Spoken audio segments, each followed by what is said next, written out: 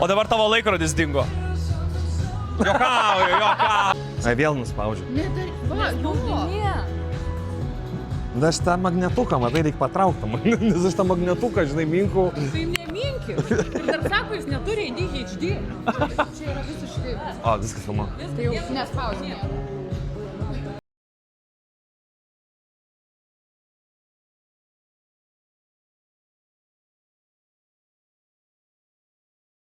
Tu tikras? Gerai.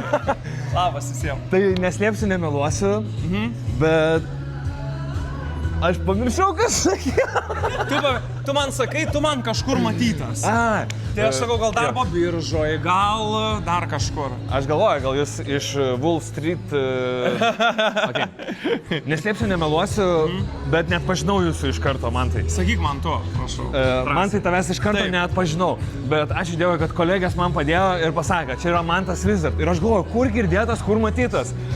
Ir aš tik ką norėjau pasakyti, kad aš noriu atiduoti didžiausią pagarbą už tą raustą, kurį kažkada, senai jis buvo, bet... Keli metai atgal. Jo, ir aš turbūt už to ekrano, kai visi 2 minutės plojo, aš irgi kartu atsistojęs, vadai, plojau.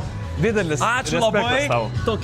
Tokie geri žodžiai man įkvepia, kad aš nepaleisčiau komedijos, kad nors ir esu ir magas, ir vedėjas, galiu kažko stebinti ir džiuginti žmonės vis dar. Tai čia mano naujai atrastas talentas, kurį bandau kultivuoti. Gal vieną dieną, ką žinau, gal tavo rausus padarysim. Tai ačiū labai, visiems didžiausios sėkmės ir ačiū už gerus žodžius, tai daug reiškia. Ne. O dabar tavo laikrodis dingo. Jokauju. Visi galvoja, žinai, kad magas. Einu ruošti šou.